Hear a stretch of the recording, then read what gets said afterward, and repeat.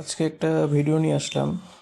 ভিডিওটা আমার জীবনের একটা এক্সপিরিয়েন্স আপনাদেরকে শেয়ার করলাম। তো আপনারা যে সার্কিটটা দেখতেছেন এটা একটা ভীষণ সাউন্ড বক্সের সার্কিট, যেটার মূলত সমস্যা হচ্ছে যে এটার যে আইসিটা আছে, মানে যে কন্ট্রোল আইসি, সেটা নষ্ট হয়ে গেছে। তো এখন এই আইসি গুলো বাজারে পাওয়া যায় না। তো বিকল্প হিসাবে আমার কাছে যে MP3 কার্ড আছে একটা, যেগুলো বাজার পাওয়া যায় MP3 কার্ড, তো ওইটাকে মডিফাই করে তার দিয়ে কানেকশন করে এখানে কানেকশন করা হয়েছে। বিষয়টা পুরোটা আমি কাস্টমার সাথে শেয়ার করি, সবকিছু ওনাকে বলি যে ভাই এটার আইসি পাওয়া যাচ্ছে না, সবকিছু বলি।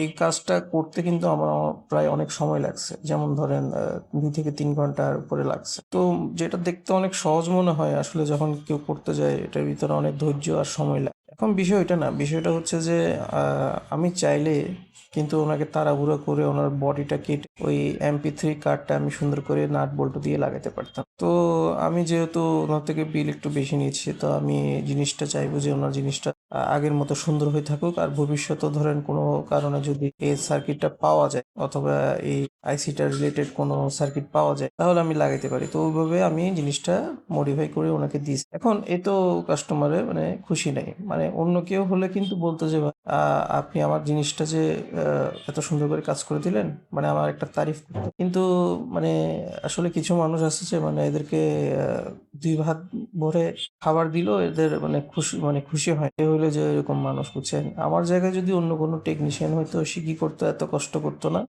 এত সময় ওদের কাছে নাই।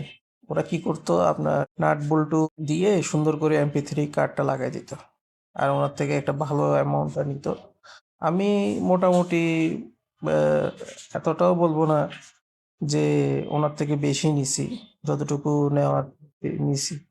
এখন বিষয় হচ্ছে যে মানে এত কষ্ট করে সাউন্ডবক্সটা ঠিক করার পরে যদি এরকম কথা বলে, এটা কেমন জানি একটা লাগলো না। Life could make you cynical.